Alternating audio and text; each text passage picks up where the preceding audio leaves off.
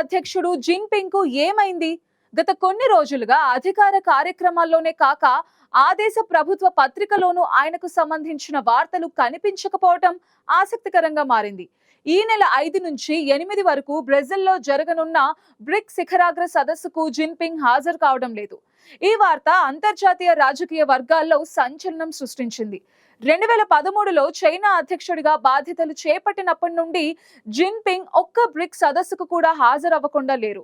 అంతేకాకుండా ఇప్పుడు బహిరంగ కార్యక్రమాల్లోనూ కనిపించకపోవడం అనుమానాలకు తావిస్తోంది. దీంతో త్వరలోనే చైనాలో అధికార మార్పిడి తప్పదా అనే ప్రచారం జరుగుతోంది.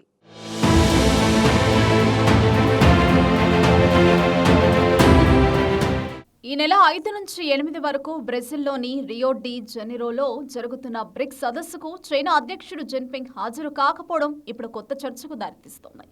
బ్రిక్స్ సదస్సు అనేది బ్రెజిల్, రష్యా, ఇండియా, చైనా, దక్షిణాఫ్రికా దేశాలతో కూడిన అంతర్జాతీయ వేదిక.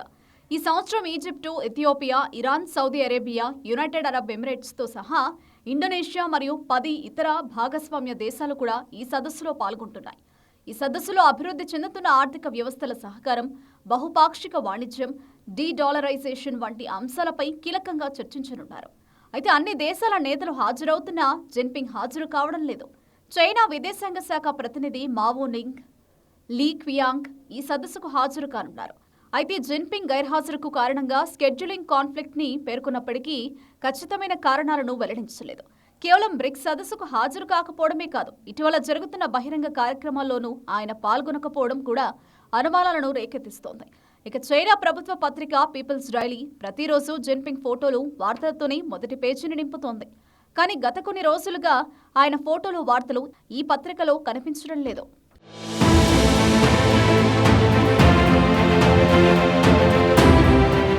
ఇక చైనాకు వచ్చే విదేశీ నాయకులకు స్వాగతం తెలిపే సమయంలో కానీ, వారితో సమావేశాలు నిర్వహించడం వంటి బహిరంగ కార్యక్రమాల్లోనూ జిన్పింగ్ కనిపించడం లేదు. ఇటీవల అమెరికా అధ్యక్షుడు డొనాల్డ్ ట్రంప్తో జిన్పింగ్ ఫోన్లో మాట్లాడినట్లు చైనా ప్రభుత్వం టీవీ ప్రసారం చేసింది. కానీ ఆ వార్తలో జిన్పింగ్ పేరు ముందు ఎటువంటి హోదా పేర్కొనలేదు. ఇది రాజకీయ విశ్లేషకుల దృష్టిని ఆకర్షించింది. మరోవైపు జిన్పింగ్ తన వ్యక్తిగత భద్రతా సిబ్బందిని సగానికి తగ్గించినట్టు తెలుస్తోంది. ఇది చైనా కమ్యూనిస్టు పార్టీలో ఆయన స్థానం గురించి అనుమానాలు లేవనెత్తుతోంది. జిన్పింగ్ పేరుకే అధ్యక్షుడిగా కొనసాగుతున్నప్పటికీ ఆయన అధికారాలు బలహీనపడి ఉండవచ్చని, లేదా సీసీపీలో అంతర్గత రాజకీయ పోరాటం జరుగుతూ ఉండవచ్చని విశ్లేషకులు చెబుతున్నారు. త్వరలోనే చైనా అధ్యక్షుడిగా జిన్పింగ్ అధికారాలన్నీ central military commission vice chairman Zhang Youxia లేదా సీనియర్ నాయకుడు వెన్ జియాబావో వంటి వ్యక్తులను బదిలీ అయ్యే అవకాశం ఉందని సోషల్ మీడియాలో ప్రచారం జరుగుతోంది. ఆగస్టులో జరిగే సీసీపీ 4వ ప్లీనరీ సెషన్లో జిన్పింగ్ స్థానంలో కొత్త వ్యక్తి రాబోతున్నారని తెలుస్తోంది. అయితే బ్రిక్స్ సదస్సుకు జిన్పింగ్ హాజరు కాకపోవడానికి ఇతర కారణాలు కూడా ఉండే అవకాశం ఉందని విశ్లేషకులు భావిస్తున్నారు.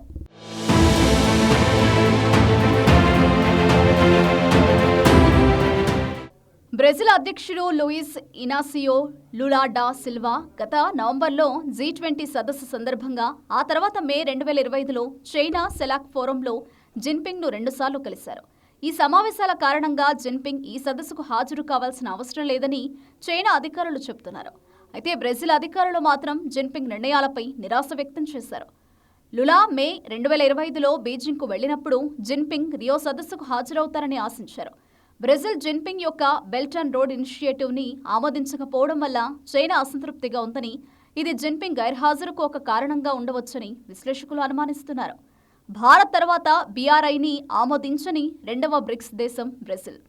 అంతేకాదు, బ్రెజిల్ అధ్యక్షుడు లూలా భారత ప్రధాని నరేంద్ర మోదీకి సదస్సు తర్వాత లంచ్ కోసం ఆహ్వానం పంపడం కూడా జిన్పింగ్ నిర్ణయంపై ప్రభావం చూపి ఉండవచ్చని, ఆయన తనను తక్కువగా గౌరవించారని భావించి ఉండవచ్చని పలువురు విశ్లేషకులు చెబుతున్నారు.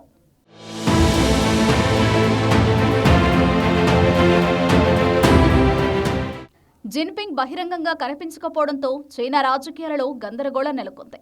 ఆగస్టులో జరగబోయే చైనా కమ్యూనిస్టు పార్టీ 4వ ప్లీనరీ సెషన్, సెప్టెంబర్ 3న జరిగే 80వ విశ్వయుద్ధ విజయ వార్షికోత్సవ సైనిక పెరేడ్లో కొత్త నాయకత్వం బహిర్గతమయ్యే అవకాశం ఉందని తెలుస్తోంది.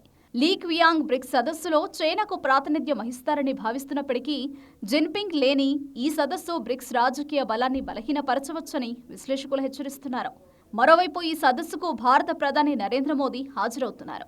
గత ఏడాది రష్యాలోని కజాన్లో జరిగిన బ్రిక్స్ సదస్సులో మోదీ జిన్పింగ్ భేటీ అయ్యారు. ఆ తర్వాత లదాఖ్ సరిహద్దు వివాదం సమసిపోయింది.